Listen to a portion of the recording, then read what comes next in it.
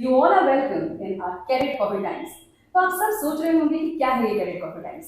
ये एक new venture है जहां पर हम अपने कैडेट्स के लिए वो इन्फॉर्मेशन लाएंगे जो बहुत बहुत नेसेसरी है।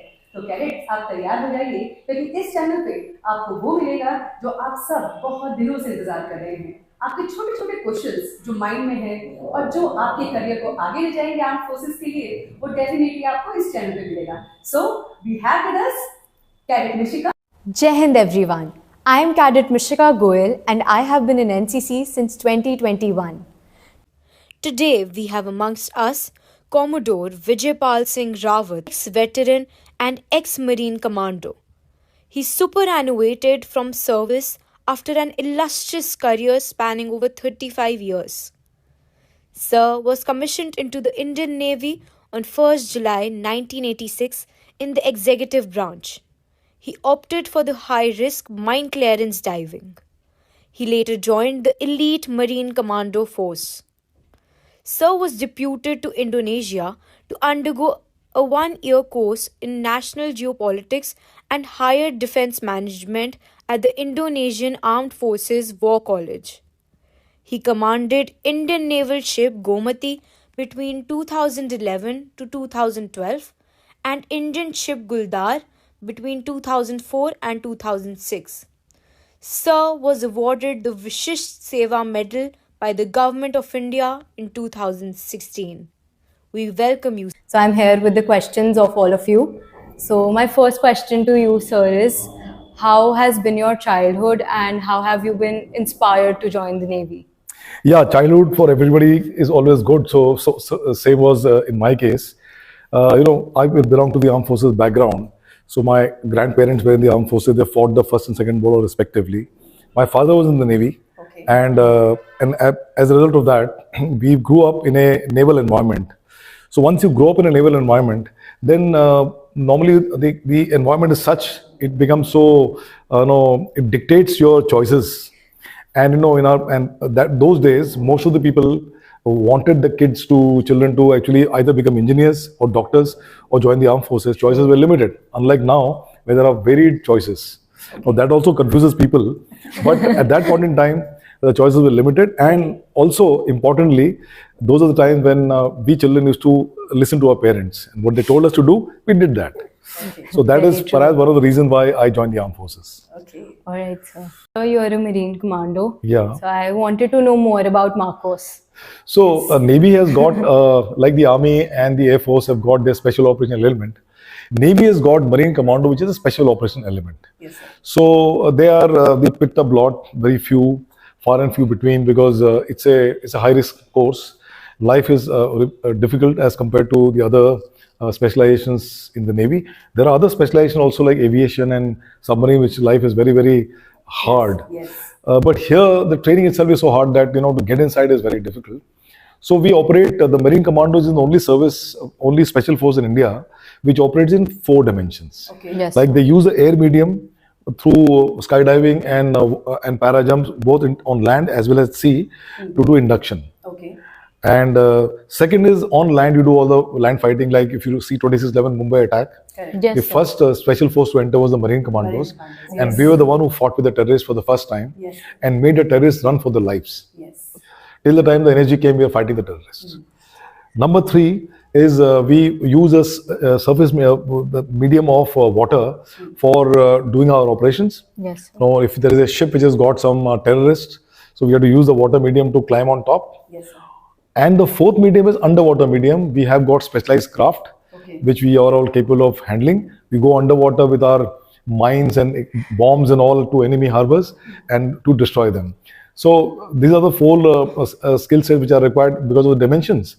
So obviously the training levels are hard, and the equipment level also, because for every requirement of the dimension in which you're fighting a war or a conflict, you need to have matching kind of equipment and training level. So that's about. Sir, I wanted to know what were the opportunities for girls in Navy. Yeah, so when I joined the Navy, those days there was hardly any opportunities for ladies other than the Army Medical Corps as doctors, and also in the medical nursing service. Okay. So, but later on, from the early 90s, we started induction of naval officers as ladies. And perhaps we are the first service to do it among the three services. Now what has happened is that Navy has also decided to take girls as sailors. Till now it is only officers, but they also want to do girls as sailors. In fact, this year onwards, the first batch of Agniveer started when there are a couple of girls who've been inducted through that scheme. And Army has also started that, and Air Force will maybe they must be planning to take some time, but they will do it eventually. So there is a lot of opportunities for the ladies in the Navy, and NDA has also started inducting girl cadets, and let me tell you, they are doing extremely well. My sister-in-law is posted there, and she tells me they are as good as boys in almost all activities. There are some physical limitations, that's fine, but then they rise up to the occasion. And I have, in my own family, there are 6 lady officers. Okay. That's amazing. And it's very true. And these days also, like once it has been open, this NDA has been open. So the students are more keen, and especially the girls, they are more keen to join now. Yes, keen to join, but the competition is so high because girls are very studious. They don't have distractions, and they're very focused. And lastly, importantly, they're very matured. That's very true. So that's the way it is.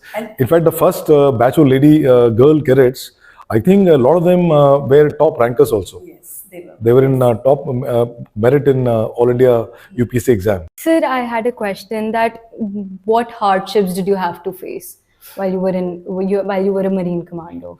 So, as I told you, the training itself is very tough. So, I mean, when you say that you put someone through a rigorous regime of 17 to 18 hours of physical activity and deny him sleep, so then that itself becomes a very tough calling on a human being. And so that was one point where the training was tough. Secondly, it is a very competitive training. So there is always a competition between the officers and the sailors. And you being an officer, you'll be eventually given to lead men. So you have to ensure that you are outstanding. If not coming first, at least you're not falling back as compared to other people, so that your reputation in the specialization which you have chosen and largely the sailors and your subordinates who will be part of your team, which you're going to lead eventually, they have a high opinion about you. So that is one additional kind of challenge which officers face in this course. The other thing about this course is that you have to learn diving. You have to learn watermanship, you have to learn firing, you have to learn, para jumping, and you have to learn, fighting on land, coast, deserts, and all this kind of stuff. So that's why overall life in the training was very tough, and there is something called as the Hell Week. Okay. Hell Week is part of the training, which is 96 hours of non-stop, no sleep, physical regimen. Oh my 96 God. And hours. 96 hours. Now it has become 105 hours. Oh my Our time it was 96 hours. And so it starts on a beach, and then you continue on the beach. You're doing, you're in a team, you're running, you're rolling, and all the sand gets into your armpits and all, keeps on cutting and all, blood oozing out. Then you hit the sea, you swim, you float, then you pick up these rubberized boats. Each boat is about 250 kilos weight. Yes. So 4-5 of them pick it up and run from one place to the other. Oh my God. Instructors pounce on you, and like rabid kind of people. Of course, they are doing it because they want to get the best out of the training. And then you have to do firing, battle obstacle course. Then you got a lot of punishments, and then you swim long distance. You pedal the rubberized boats, and that is all part of it. Then in between, since there's no sleep to you, sleep is denied. Only in the morning you get about 1 hour free, where you have to actually go for your morning routines, and then you come back and you're back to the grind. And this happens for about 96 hours. Okay. So, but this is actually it's a psychological pressure. It's more than mental, more than physical. It is a psychological pressure which comes onto people, because after a certain level of training, physically people are able to match up with the standards. But when does a person break down? Yes. So that is very more important. And that is what is the whole idea of the concept of Hell Week. Okay. And on completion of the Hell Week, you feel that you're on top of the world, and thereafter you feel you can do anything in the world, in life. After a daunting week, you can. So that's why Marine Commando training is difficult. And thereafter, once you become a Marine Commando, then you have to do routine workup in your units. Okay. And they may not be to that degree, but it keeps you very busy. You have to be physically and mentally very fit. Correct. So to have the physical fitness, you have to do a lot of exercises. At least about 2 hours in a day, you have to dedicate to physical fitness exercises. Then you do exercise, night navigation, do diving, but not one after the other like in training. It's just spread out. But life is rather tough. Plus, there are a lot of deployments. Okay. On the average, a Marine Commando officer and sailor will be out from his unit for about 6-7 months, deployed along wherever the government of India wants you to deploy. So that is a kind of, so there is isolation. There's also, you have to live separately from the family for a long time. All this together adds up to difficulty of life that you're talking about. So one more question is that since we are from the Navy, Yeah. तो बहुत सारे जो cadets हैं उनको phobia होता है swimming का. Yeah. और बेसिकली नेवी में तो ये जरूरी है. तो उनको उस लेवल पे लेके आना कि यस उनके अंदर वो कॉन्फिडेंस बिल्डअप करना, उसका कुछ सीक्रेट फॉर्मूला होता है? See, there is no secret formula other than hard work. Okay. Swimming, everybody, unlike the other animals, Yes. human beings are the only animals which are not able to swim when they are born. Yes. Every other animal is able to swim. Okay. Yes.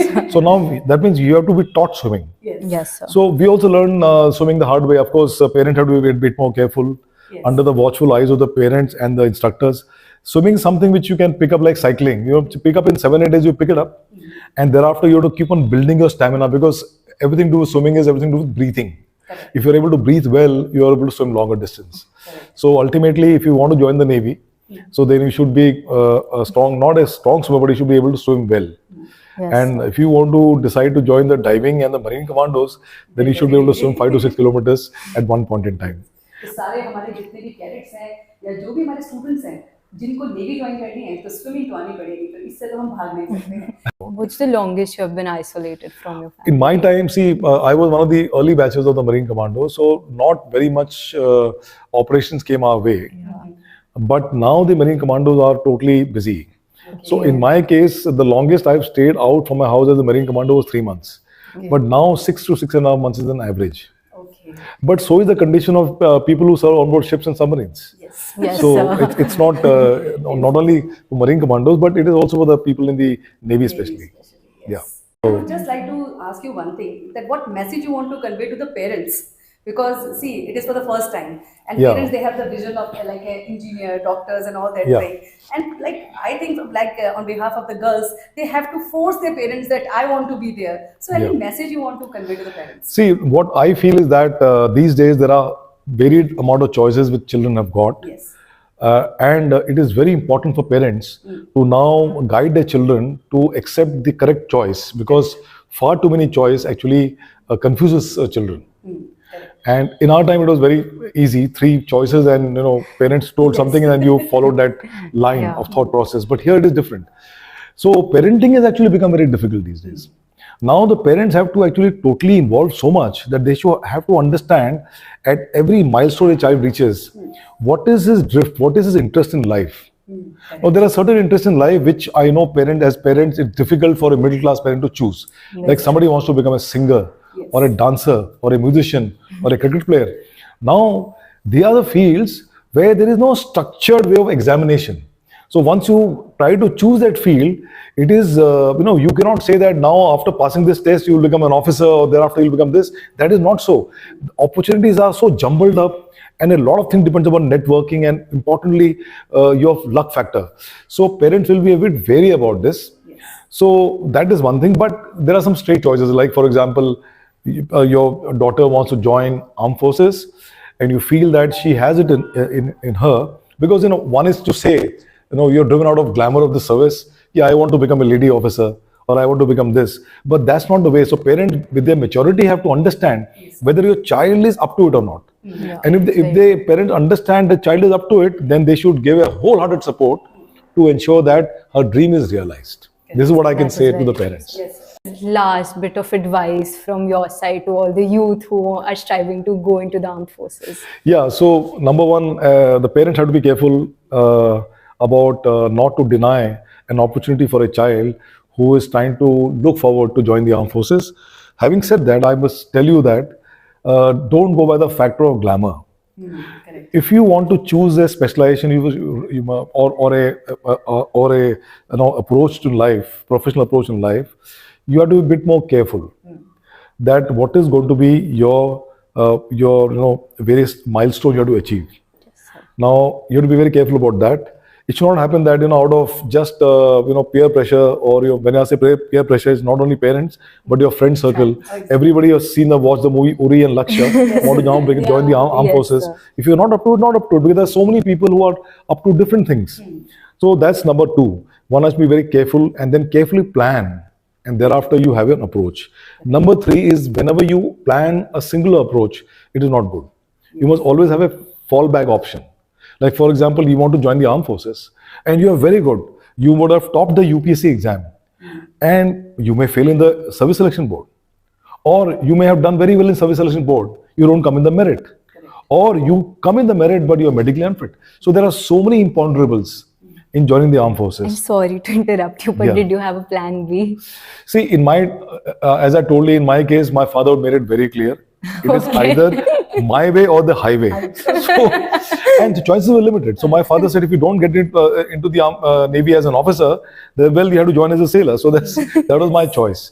Of course, medicine was my backup, and I did pass medical college exams. Okay. So, but then my father was very, very clear that all his three children should join the armed forces, and we did.